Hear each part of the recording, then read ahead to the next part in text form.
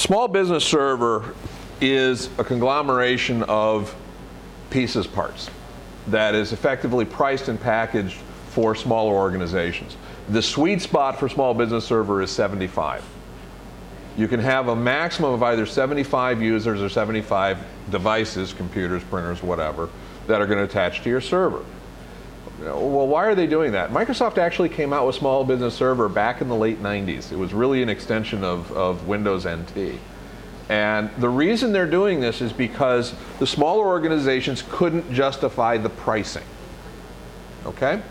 So they couldn't justify the price for Windows and Exchange and SQL and all the Cal licenses and all that. So what they did was they basically said, well, we're going to put out a version that's going to have all that stuff, but we're going to limit it to the number of users. We're going to limit it to whether or not it can connect to other domains and so on and so forth. And that's pretty much the positioning that has been there up till most recently.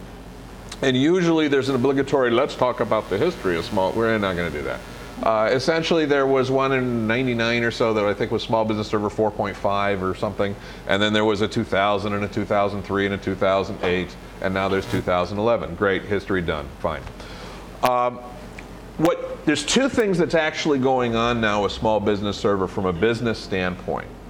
One is you're going to see a lot more discussion from Microsoft talking less of Small Business Server and more of the components that make up Small Business Server.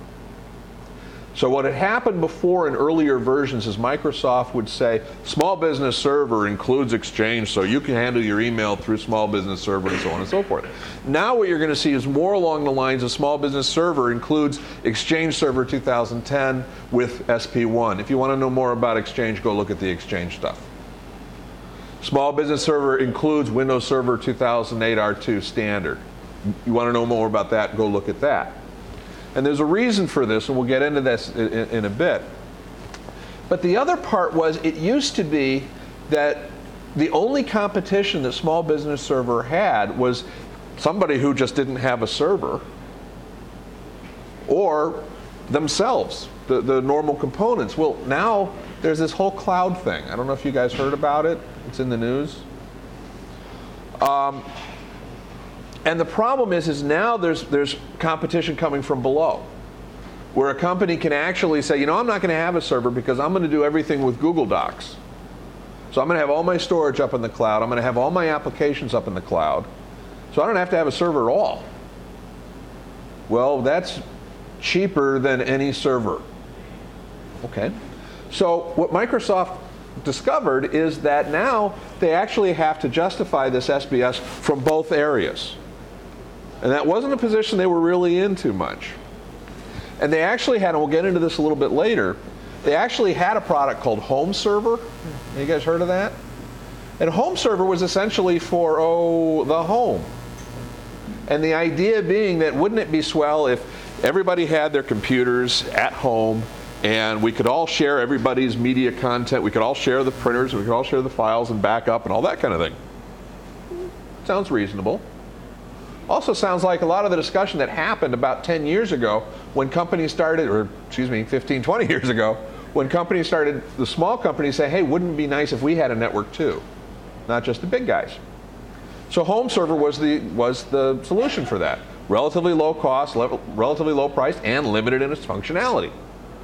So Microsoft essentially said, you know, we need to do that, but for businesses. And a lot of companies were using Home Server actually as their server at companies. It wouldn't do a lot of the security stuff, it wouldn't do a lot of the file share and all that, but it did a decent amount. So now what they've done, and we'll talk a lot about this guy, is they came out with a new version of Small Business Server called Small Business Server Essentials, or Essential Server. And that's for the 25 and under club. Not age, because otherwise I would have no possible way of being involved twice over. But more along the lines of, this is for a company that has 25 or fewer computers. Okay? And there's some neat things about that, as we'll get into it. So to start off with, so what they did, getting back to this, is really, so we have in Small Business Server 2011 standard, they include Server 2008 R2 standard. Okay, what's that do? That allows you to have file and print.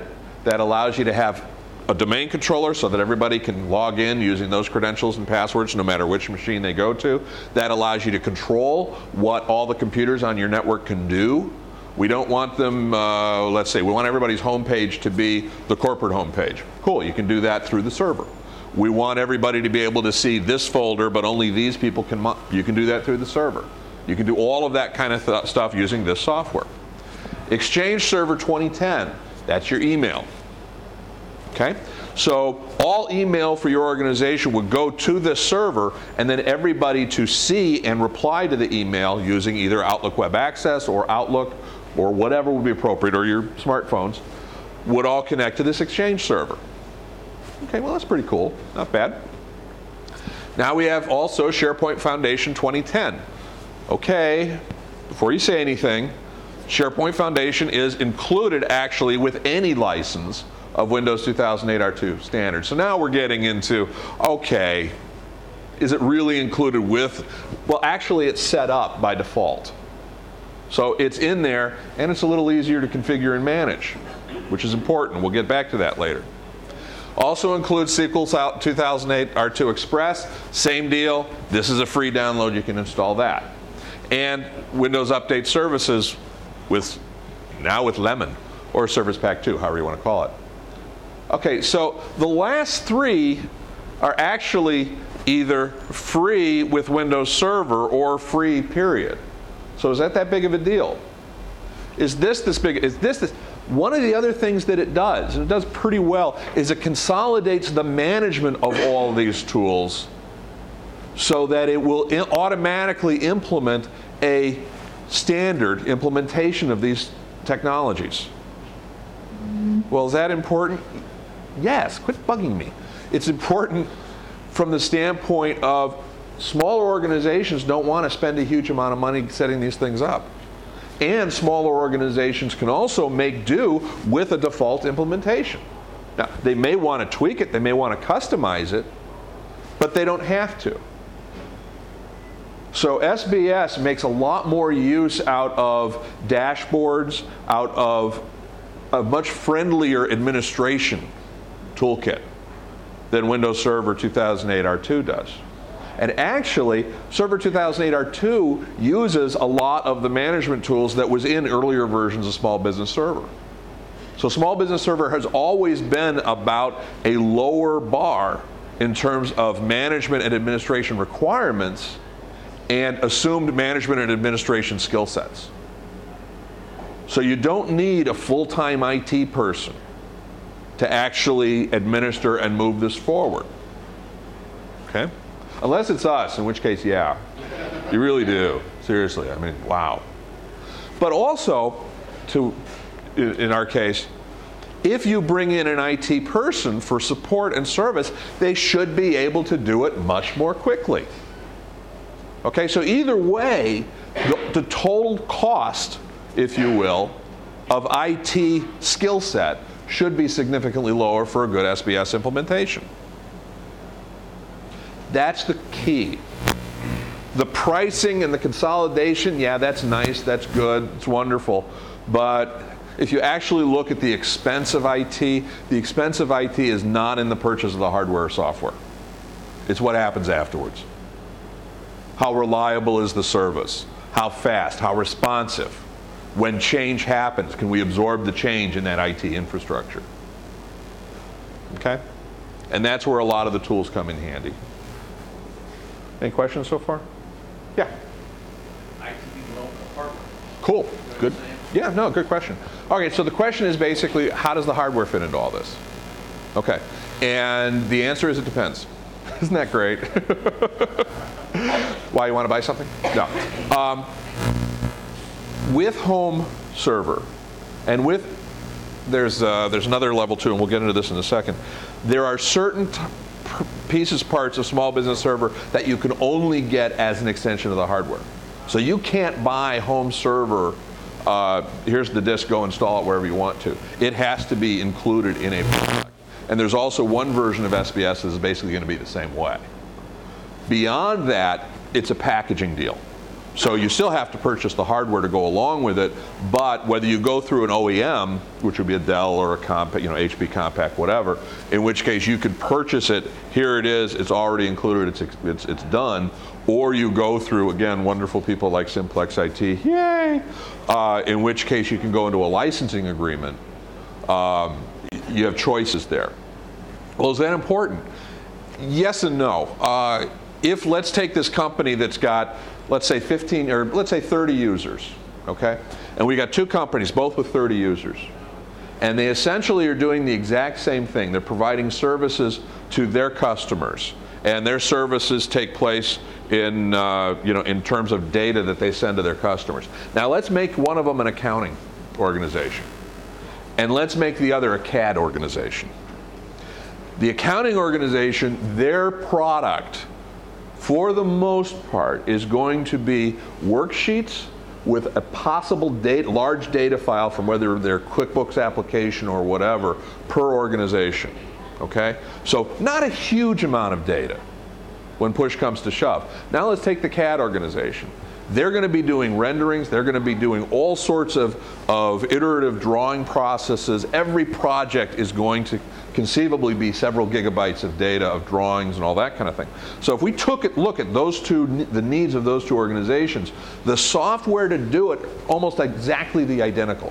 There's some application software like QuickBooks or whatever the accounting application is, or versus AutoCAD, but the applications are pretty much the same. The Windows server will handle it, email will handle it, so on and so forth. But the amount of storage that they're going to require, the CAD folks, the designer folks, they're going to need a lot more storage. So their server is going to have to be beefier, both in terms of how much drive space do they have, as well as possibly how much do we have transmitting back and forth and then out in the pipe. So this tool set can be exactly the same, but the tool set for the hardware needs to be scaled appropriately. Does that make sense? Yeah. Cool, yeah. Building on, we have to update that equipment. Okay, so the question is, if you already got hardware, how are you going to be? Like everything else in this business, I get back to very wise words I heard 30 years ago, 25, 30 years ago, is the definition of obsolete in IT is, does it work? If it works, it's obsolete, okay? First of all, for SBS, anything running 2008 R2 has to be a 64-bit hardware platform. Any server bought within the last 2 years is a 64, absolutely, and probably in the last 4 years. In which case, yeah, it can handle it.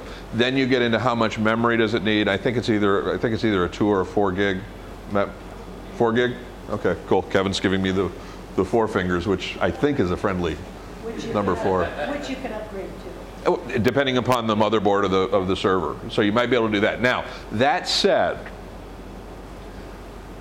my feeling is if you have a line of business, a critical piece of your IT infrastructure, which this is going to be that, you don't necessarily want to say, we can get by with this. Now, in some cases, you have to, because that's the name of that's the nature of the beast. That's what we've got. Here's our cash flow situation. That's absolutely fine. But I would my preference, and I'm talking about my preference, is that you want to make sure this is going to be a beefy enough system. And usually, if the discussion immediately turns into can we use existing hardware, then my question is, okay, is it beefy enough? So, okay.